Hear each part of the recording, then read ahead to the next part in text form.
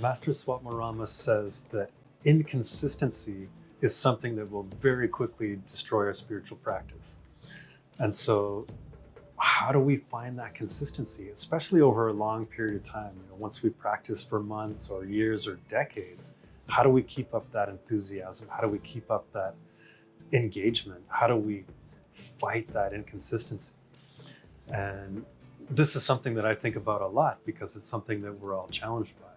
So one of the things that I find is probably the most important element for me is how can we find the joy in the practice?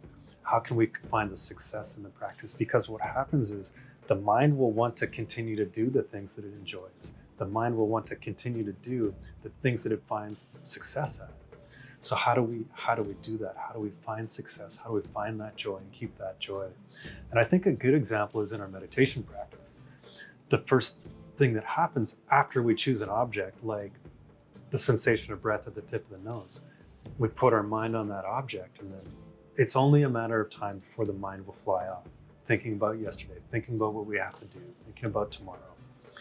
And so what happens is we tend to then get down on ourselves. Oh, this is so hard. I'm such a bad meditator. I've been daydreaming for 5 minutes again. And we do the exact opposite of what we want to do. We're training the mind not to like or feel good about the very thing we're trying to develop consistency at. And so we need to do the opposite. When we wake up from daydreaming, to notice the bright, vivid clarity of being present in the present. Oh my God, here I am present. And to see how beautiful that little mini awakening is.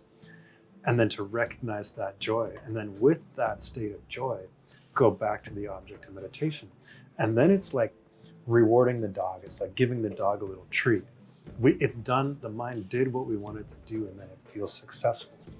And that's the best way to sustain a practice, to develop the habit, develop the joy that will allow us to have that consistency. And then we can fight what Master Swatmarama says is one of the greatest impediments to our practice, that inconsistency.